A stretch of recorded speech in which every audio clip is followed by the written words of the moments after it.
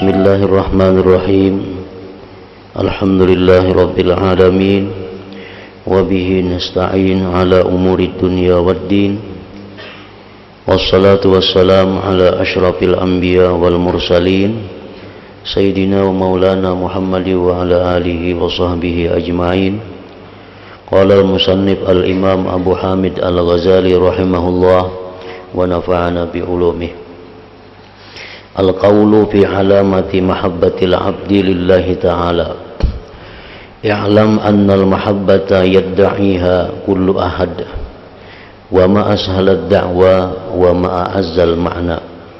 Fala yanbaghi ayyaghtarra al-insan bitalbisi syaitan wa khida'in nafsi mahmad da'at mahabbatallahi ta'ala ma lam yamtahinha bil alamat wa lam yutalibha bil barahin wal adillah. Wal mahabbatu syajaratun tayyibah asluha thabitu wa far'uha fis sama wa thimaruha tazharu bil qalbi wal lisan wal jawarih wa tadullu tilkal athar al faidah minha 'ala al qalbi wal jawarih 'ala al mahabbati dalalatad dukhan 'ala an nar wa dalalatus thimar 'ala al ashjar wa hiya katsirah ila akhirih. Makna kalam Imam Al-Ghazali rahimahullah wa nafa'ana bi ulumi. Pembahasan tentang tanda-tanda kecintaan hamba kepada Allah Ta'ala. Ketahuilah bahwasanya cinta itu diakui oleh setiap orang. Setiap orang mengaku cinta kepada Allah. Setiap orang, khususnya kaum muslimin, itu mengakui bahwa dirinya itu cinta kepada Allah. Alangkah mudahnya mengaku cinta kepada Allah itu,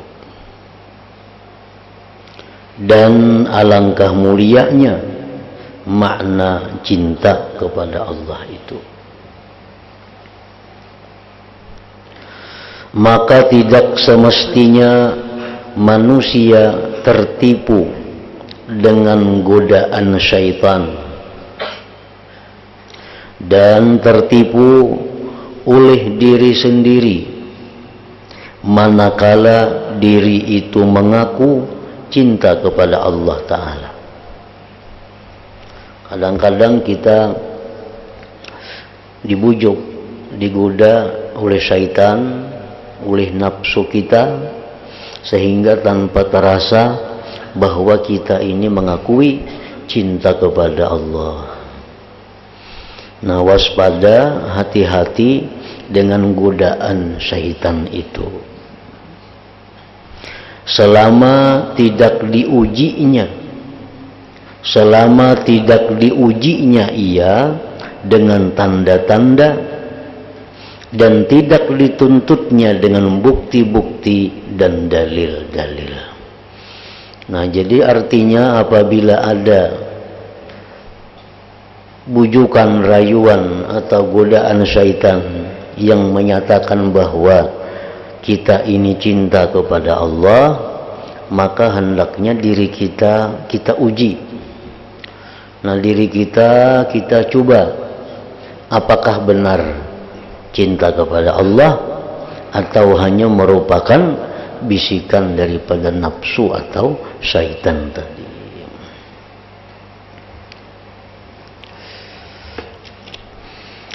Cinta itu ibarat sebatang pohon yang harum. Cinta itu ibarat sebatang pohon yang harum, baik. Akarnya teguh di bumi dan cabangnya menjulang ke langit. Dan buahnya cinta itu tampak di hati, di lidah, dan di anggota-anggota badan. Pengaruh-pengaruh dampaknya yang melimpah ruah daripadanya itu menunjukkan kepada hati dan anggota-anggota badan atas cinta. Artinya orang yang cinta kepada Allah itu bisa kita lihat dari tingkah lakunya, bisa kita lihat dari tutur katanya, bisa kita lihat dari pekerjaannya. Karena tutur kata, tingkah laku, pekerjaan itu adalah pengaruh dari apa yang dicintainya. Pekerjaan seseorang, tingkah laku seseorang, tutur kata seseorang itu adalah merupakan pengaruh yang ada di dalam hatinya daripada cinta. Jadi kalau orang itu cinta kepada Allah, itu bisa dilihat pekerjaannya, perilakunya, perbuatannya, akhlaknya bisa dilihat. Seperti adanya asap, adanya kukus menunjukkan adanya api, dan adanya buah menunjukkan adanya pohon. Maka yang demikian itu banyak tanda-tanda, alamat-alamat orang yang cinta kepada Allah, itu banyak tandanya, banyak alamatnya.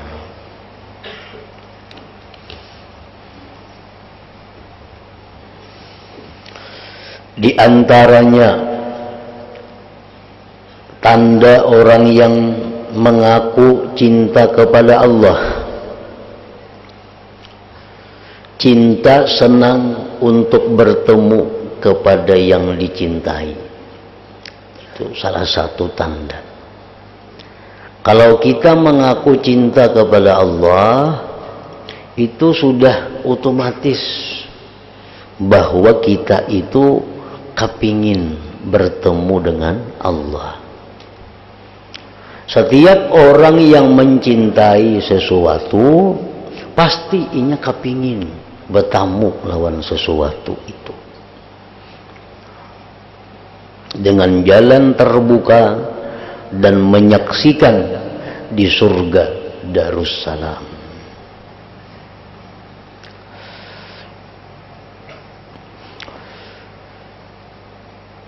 Maka tidak bisa terupa,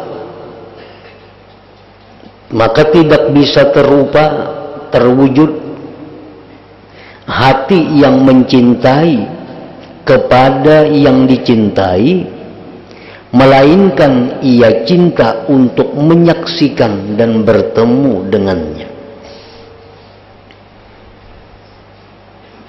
Dan apabila ia tahu bahwa tidak akan sampai kepada yang dicintai kecuali dengan berangkat dari dunia dan menceraikannya dengan mati, maka semestinya bahwa ia itu mencintai mati. Orang yang ingin bertemu Allah, orang yang ingin bertemu Allah secara langsung, itu kada ada jalan selain daripada di dalam surga.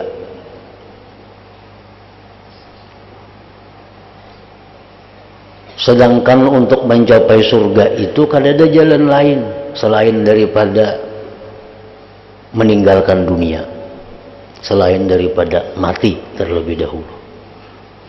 Kada ada jalan lain menghendak ke surga itu kecuali mati dahulu. Asalkan surga yang dimaksud ini surga yang bisa dilihat dengan mata kepala. Nah, surga yang bisa dilihat dengan mata kepala, dengan ruh wal jisim, dengan ruh dan jisim.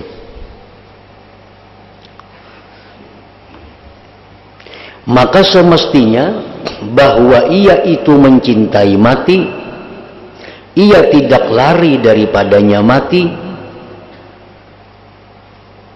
karena hanya itu jalan untuk bisa bertemu dengan yang dicintainya.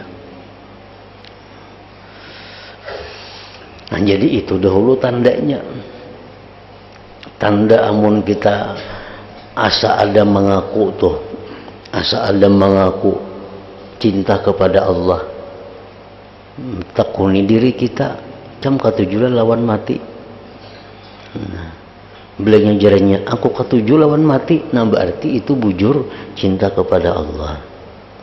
Bila inya kada hendak mati, lari daripada mati, nah itu berarti kada bujur pengakuan hatinya, pengakuan dirinya bahwa dia mencintai kepada Allah tadi.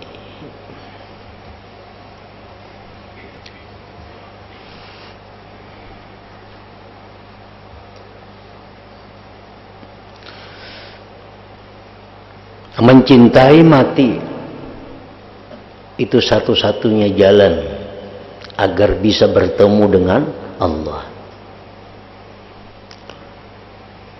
Nah, mencintai mati ini kadang mengurangi umur kita, kadang mengurangi umur. Jangan takutan mencintai mati itu. Dan takutan daripada mati, lari daripada mati, itu kadang menambah umur. Kadang menambah umur. Aku takutan mati, berpanjanglah umur, kada berpanjang. Nah, aku kepingin mati, ingin bertemu Allah, itu kada menghandapkan umur. Nah, jadi cintailah mati itu. Cintailah mati itu, karena hanya mati itulah jalan untuk bisa melihat bertemu dengan Allah. Dan mencintai mati itu kada ada ruginya. Kada ada ruginya. Orang mencintai mati kalau pengharta bakurang kada, jabatannya berturun kada, umurnya berhandap kada. Orang yang benci kepada mati, orang yang takutan kepada mati, itu kada ada untungnya, hartanya kada bertambah, jabatannya kada bertinggi, umurnya kada berpanjang.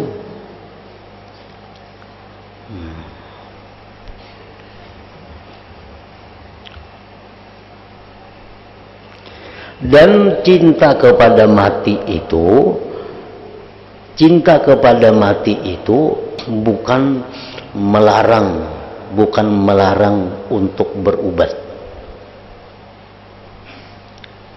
Kenapa itu berubat? Maka itu katujuh mati. Bukan itu. Kada ada hubungannya antara berubat itu dengan mati. Ubat itu sehebat apapun ubat, sehebat apapun dokter, kada kawa menjangkakan umur. Kada kawa. Imba berubat itu pan apa?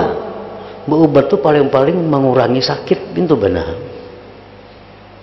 Sakit gigi misalnya, minum obat berkurang sakit. Nah, kalau kita nyaman, makan nyaman, beribadah nyaman, berobat itu mengurangi sakit. Jadi orang yang cinta mati itu bukan anti berobat kada. Karena ia yakin bahwa obat ini kada memanjangkan umur. Kada memanjangkan umur. Kalau pang misalnya aku sudah cinta lawan mati dan hendak lagi aku berobat, nah, itu salah pemahaman. Kada ada hubungan antara berobat lawan cinta mati itu, kada ada hubungan. Jadi berobat itu disuruh Nabi. Tapi berobat itu kita ingat bukan bahwa berobat ini minta supaya lawas dalam dunia, kada. Berobat itu hanya untuk mengurangi sakit, sehingga dengan sakit kurang itu kita bisa nyaman beribadah kepada Allah, bisa nyaman berzikir, nyaman menuntut ilmu, nyaman bekerja, mencari nafkah. Nah, itu tujuan berobat itu, bukan hendak panjang umur kada. Dan memang obat kada kau memanjangkan umur seseorang.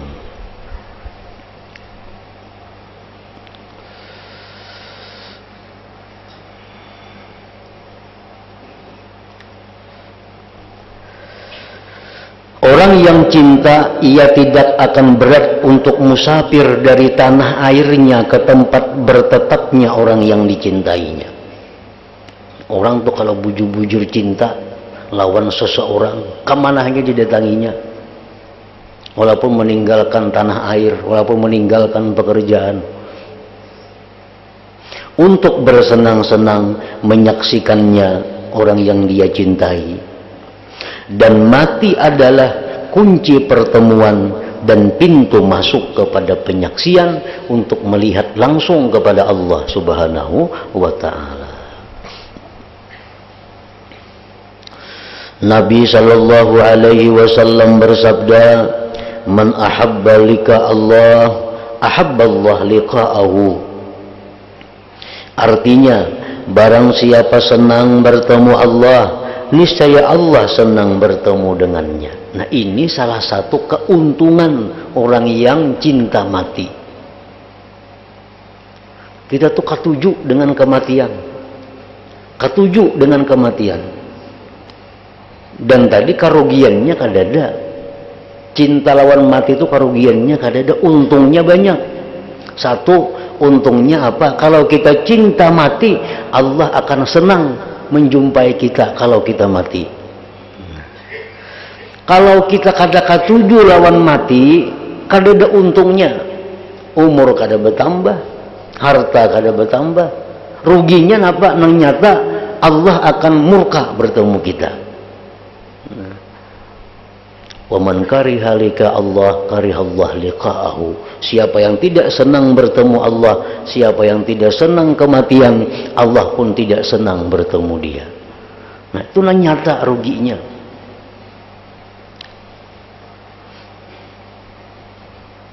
Kita berdoa misalnya, ya Allah, matiakan hamba, umpamanya. Kada kau mati jamu, kada habis umurnya. Kada kau mati. Tapi bila umur tu habis, berdoa kada berdoa, mati.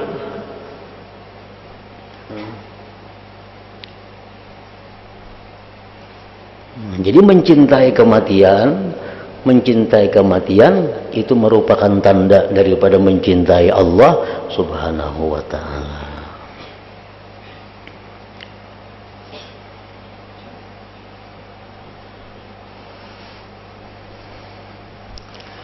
Hudzaifah al-Yamani berkata, ketika menjelang matinya beliau, kekasih datang atas kefakiran.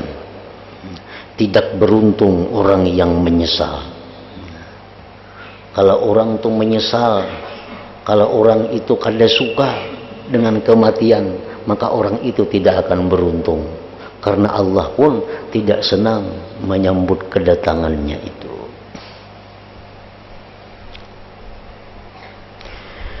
Sebagian orang salaf berkata, tidak ada sesuatu perkara pun yang lebih dicintai oleh Allah pada hamba sesudah cinta bertemu Allah. Allah itu paling suka kalau kita ini suka bertemu Allah.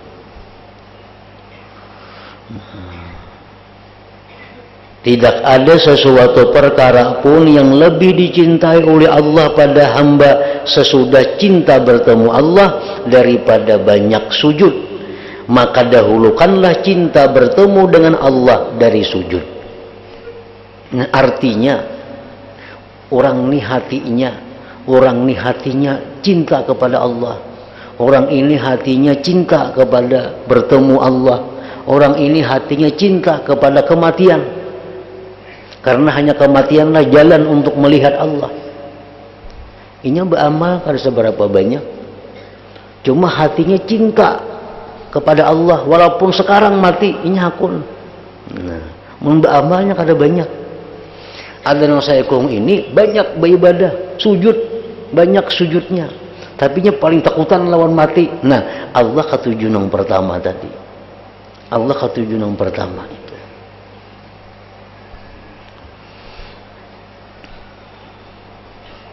Maka dahulukanlah cinta bertemu Allah daripada sujud itu.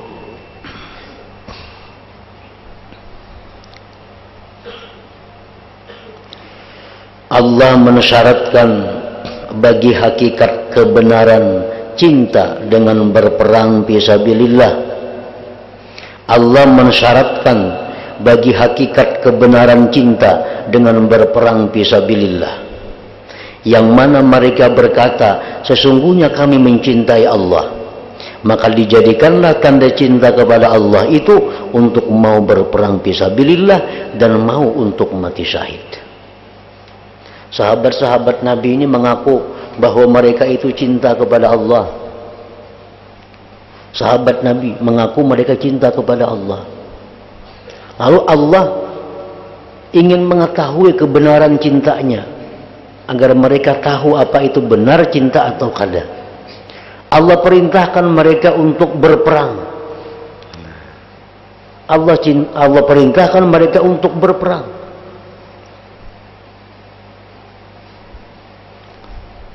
Nah, siapa-siapa yang memang suka berperang fisabilillah, berarti dia benar-benar cinta kepada Allah.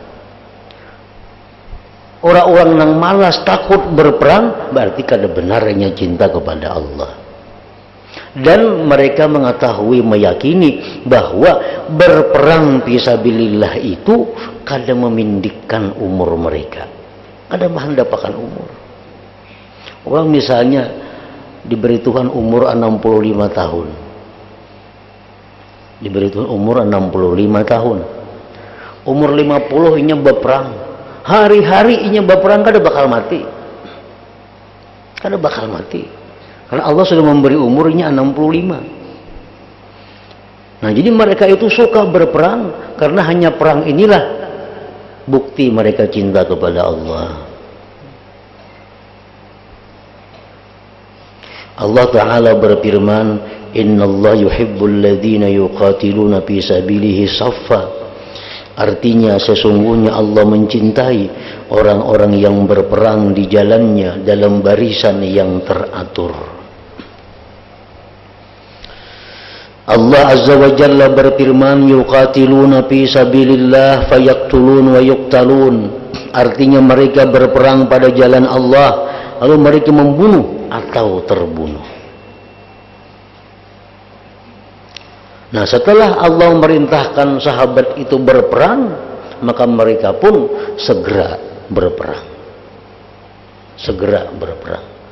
Sebagai bukti kecintaan mereka kepada Allah. Karena berperang ini secara zahir itu risikonya adalah mati. Dan di dalam wasiat Abu Bakar Siddiq kepada Umar bin Khattab radhiyallahu anhuma, Abu Bakar mewasiati kepada Sayyidina Umar. Ujar Abu Bakar, kebenaran itu adalah berat. Kebenaran itu berat.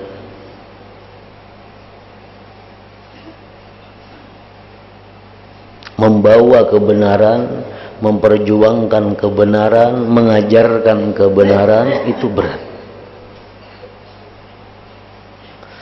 Dan serta dengan beratnya itu mengandung ria. Mana sudah berat kebenaran ini, bahkan bisa masuk ria.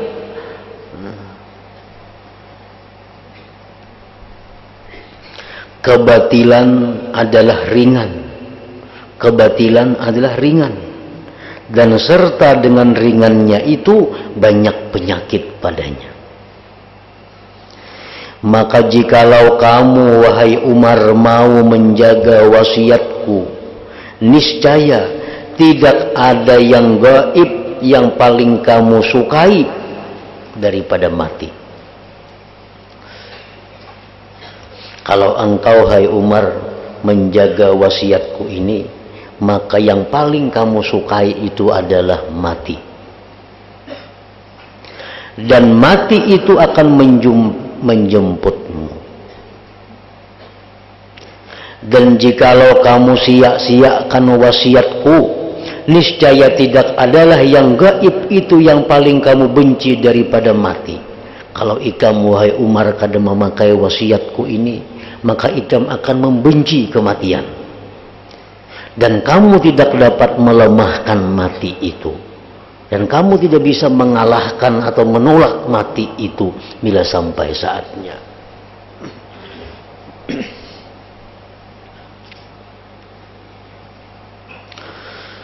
Diriwayatkan dari Ishaq bin Sa'ad bin Abi Waqqas, ia berkata, ayahku telah menghadiskan kepadaku bahwasanya Abdullah ibnu Jahsin,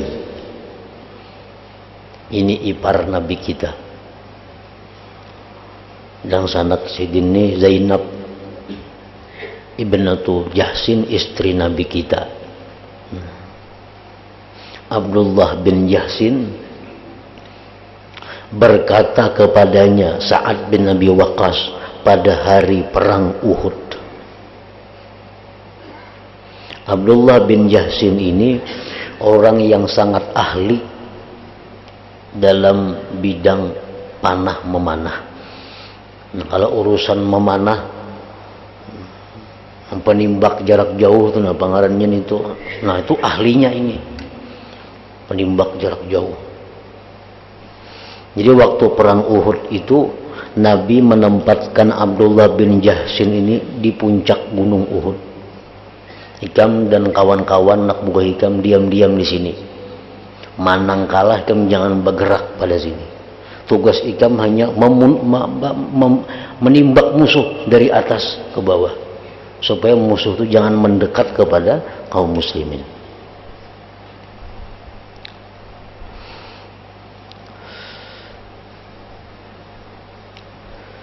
Bahwasanya Abdullah bin Jahsin berkata kepadanya pada hari perang Uhud, ujar Abdullah, mengapa kita tidak berdoa kepada Allah? Ayo kita berdoa, masing-masing kita berdoa kepada Allah sebelum perang dimulai. Mereka lalu bersepi-sepi di suatu sudut, masing-masing mencari tempat untuk berdoa kepada Allah sebelum mulai perang Uhud itu.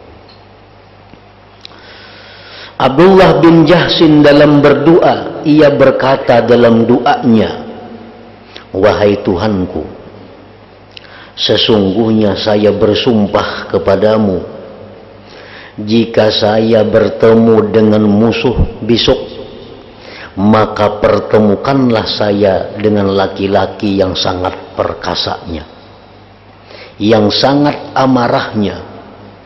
Saya akan perangi ia pada jalanmu, dan ia pun akan berperang melawanku. Kemudian ia bisa mengalahkanku, lalu dipotonglah hidungku, telingaku, dan dibelahlah perutku.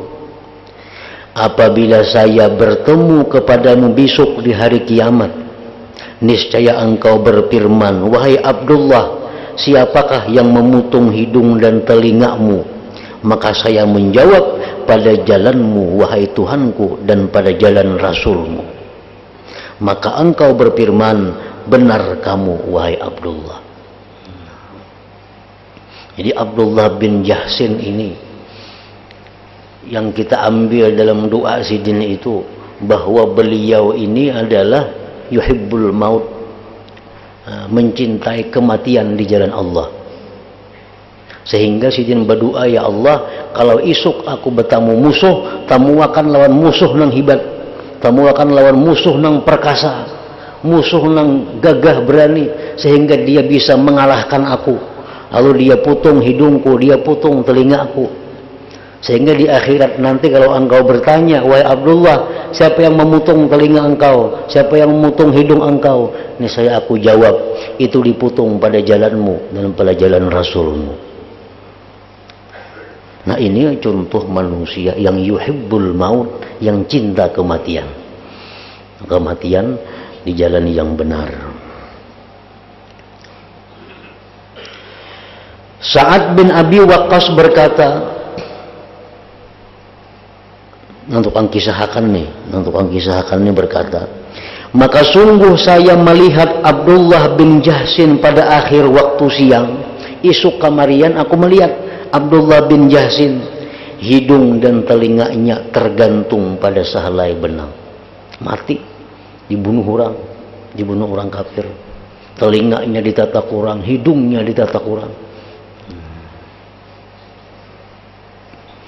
Sa'id ibn al-Musayyab berkata, saya mengharap semoga Allah meluluskan akhir sumpahnya sebagaimana Allah meluluskan awal sumpahnya. Nah, dia sudah bersumpah di awal bahwa kalau bertamu-tamu akan musuh nang kuat, nang bisa menatak telinga hidung ulun. Nah, itu sudah dikabulkan oleh Allah. Dan aku berharap, ujar Sa'id bin Musayyab, semoga Allah mengabulkan juga di akhir sumpahnya itu. Akhir sumpahnya apa tadi? Karena di akhirat Allah bertanya, kenapa pagat hidung ikam? Kenapa pagat telinga ikam? Maka dijawab bahwa itu semua adalah berjuang di jalanmu dan di jalan Rasulmu.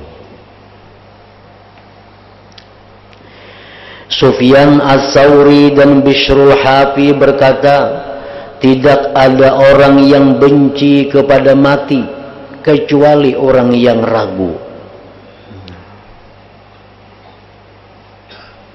Karena orang yang cinta atas tiap-tiap keadaan, ia tidak benci bertemu dengan kekasihnya. Seakan-akan Al-Buwaiti bertanya kepada sebagian orang-orang yang zuhud. Imam Al-Buwaiti, ujar Imam Al-Buwaiti bertanya kepada orang zuhud, apakah kamu mencintai mati? Seakan-akan Al-Buwaiti ragu-ragu. Lalu ia berkata, jikalau kamu benar, niscaya kamu mencintai mati. Wahai orang-orang zuhud, wahai orang-orang nang ahli ibadah, andai kata ikam itu bujur-bujur beribadah, ikam pasti mencintai mati. Nah, kemudian ia membaca firman Allah, fatamannaul maut in kuntum shadiqin, maka inginkanlah, mintalah agar kamu dimatikan kalau kamu memang benar. Maka orang zuhud itu berkata, menjawab, maka sungguh Nabi SAW bersabda, la yatamanna yanna ahadukumul maut. Artinya janganlah salah seorang kamu mengharap-harap untuk mati. Ujar orang zuhud, wahai Imam Buwaiti, kami kan ingin akan mati. Karena jar Nabi, jangan hendak bermati-mati. Karena ada hadis Nabi yang mengatakan, janganlah kalian mencita-cita mati. Jangan kalian mengharap-harap mati. Jadi kami kadang mengharap mati, kami kadang mencintai mati. Maka berkatalah Al-Buwaiti bahwa mengharap-harap yang demikian itu tidak boleh jikalau karena kemudaratan yang menimpanya. Hendak mati itu kada boleh kalau karena kesusahan hidup. Ini penyakit sudah kebanyakan di awak, kada kasandangan lagi, ya Allah mati akan hamba kada tahan lagi. Nah itu kada boleh. Hutang kebanyakan di situ kamari sudah ditagihi orang, ya Allah mati akan hamba, kebanyakan bisi hutang, kada boleh. Nah, makanya bunuh diri itu dosa besar, karena itu orang yang kada tahan menderita kesusahan hidup. Jadi kalau ada hadis Nabi yang mengatakan bahwa jangan cinta kepada mati, jangan berharap-harap mati, itu ditujukan kepada orang-orang yang mengalami kesusahan, menderita dalam kehidupan.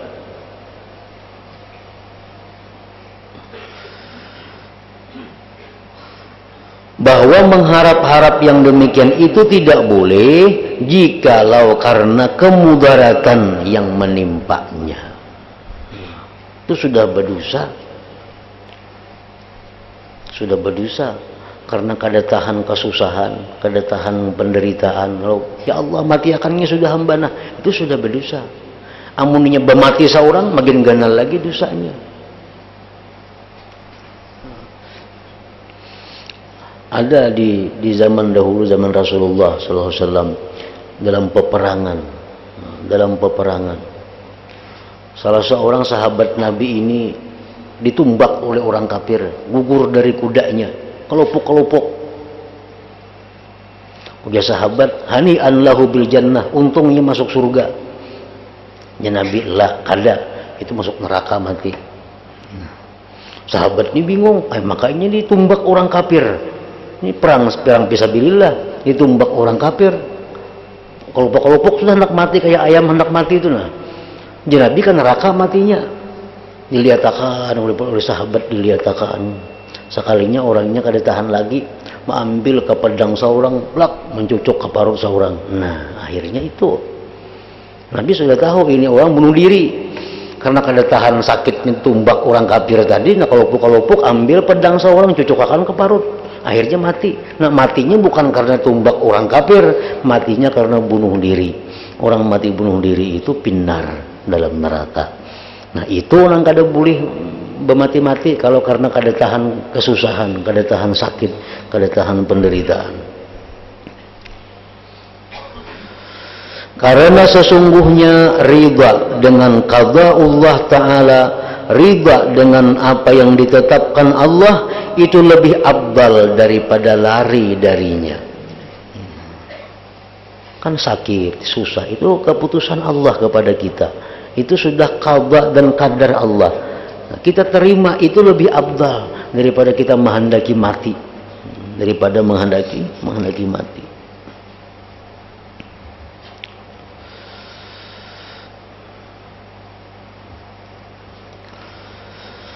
Jikalau kamu bertanya, orang yang tidak mencintai mati adakah terupa bahwa ia mencintai Allah? Nah, orang bertakun, mun orang tu kada katuju lawan mati, takutan lawan mati, orang tu cintalah lawan Allah. Maka saya menjawab, ujar Imam Ghazali, benci kematian itu terkadang karena cinta kepada dunia. Takut lawan mati terkadang karena cinta kepada dunia, merasa sedih berpisah dengan istri dan harta dan anak. Orang ini kebanyakan bisi harta, orang ini hidup senang, hidup mewah. Lalu dia takut mati karena terpisah dengan kekayaannya, terpisah anak istrinya. Nah ini takutan mati karena itu. Inya kada katuju mati karena itu.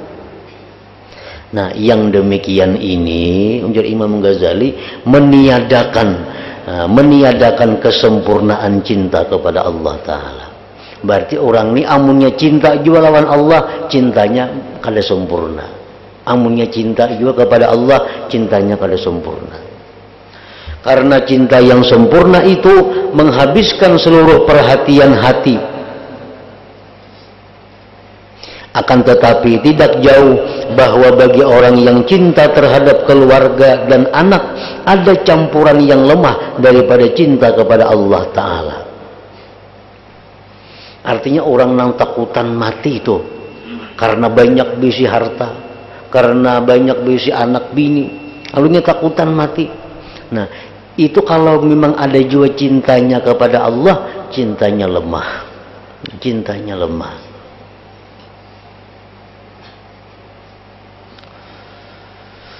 Karena sesungguhnya manusia itu berbeda-beda pada cinta kepada Allah. Dan yang menunjukkan pada berbedanya cinta itu apa yang telah diriwayatkan bahwasanya Abu Hudzaifah bin Utbah bin Rabi'ah bin Abi Syamsin ketika ia mengawinkan saudarinya yaitu Fatimah dengan Salim yang bekas budaknya, maka ia dicaci oleh orang-orang Quraisy. Mengawinkan adik, ini orang bangsawan Quraisy, orang mulia, sekalinya mengawinkan ading bini-bini lawan bekas budak, lalu dicaci oleh orang-orang Quraisy. Nah apa itu mengawinkan ading lawan bekas budak? Kadang-kadang bangsawan lainnya. Mereka mengatakan, kamu kawinkan saudara wanita terhormat dari wanita terhormat Quraisy dengan seorang bekas budak. Abu Hudzaifah berkata, demi Allah, saya telah menikahkan Salim dengan Fatimah, dan sesungguhnya saya tahu bahwa Salim itu lebih baik daripada Fatimah. Maka perkataan Abu Hudzaifah yang demikian itu lebih berat atas mereka Quraisy daripada perbuatannya. Tambah marah orang Quraisy. Kenapa mereka mengawinkan ading lawan bekas budak? Karena aku tahu bekas budak itu lebih baik daripada adingko. Makin nyesarik orang Quraisy. Lalu mereka berkata, bagaimana sedangkan Fatimah itu saudarimu dan dia itu suaminya bekas budakmu? Abu Hudzaifah lalu berkata, saya mendengar Rasulullah sallallahu alaihi wasallam bersabda, man arada ay yanzura ila rajulin yuhibbullah bikulli qalbih falyanzur ila Salim. Artinya barang siapa yang ingin memandang kepada laki-laki yang mencintai Allah dengan sepenuh hatinya, maka hendaklah ia memandang kepada Salim bekas budakku tadi. Nah, itu sebabnya ini lebih baik daripada dangsanakku tadi. Nah, maka ini menunjukkan bahwa di antara manusia ada orang yang tidak mencintai Allah dengan sepenuh hatinya. Ada orang yang kadang mencintai Allah tapi kada sepenuh hati. Nah, oleh karena itu inya takutan mati, benci mati. Ia mencintai Allah dan mencintai juga yang selain Allah. Maka secara pasti kenikmatannya bertemu Allah ketika datang kepadanya menurut kadar kecintaannya. Kayak apa kira Tuhan menyambut inya menyamati, kayak apa kadar cintanya. Dan azabnya orang ini tergantung dengan berpisah dari dunia ketika mati adalah menurut kadar kecintaannya kepada dunia. Makin cintainya kepada dunia, makin sakit matinya. Makin sedikit cinta kepada dunia, makin sedikit sakitnya. Sakit mati itu tergantung kecintaannya kepada dunia. Nah, kemudian adapun sebab yang kedua kenapa manusia itu benci kepada mati. Afdhalul dzikri fa'lam annahu la ilaha illallah Muhammadur Rasulullah, la ilaha illallah Muhammadur Rasulullah, la ilaha illallah Muhammadur Rasulullah, la ilaha illallah, la ilaha illallah, la ilaha illallah, la ilaha illallah, la ilaha illallah. Allahu Allah, Allahu Allah, Allahu Allah, Allahu Allah, Allahu Allah, Allahu Allah, Allahu Allah, Allahu Allah, Allahu Allah, Allahu Allah, Allahu Allah, Allahu Allah, la ilaha illallah Muhammadur Rasulullah, la ilaha illallah Muhammadur Rasulullah, la ilaha illallah Muhammadur Rasulullah, la ilaha illallah. Al-Fatihah.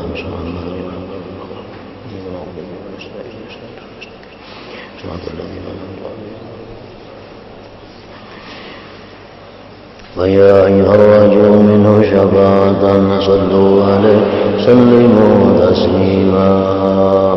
صلى الله عليه وسلم.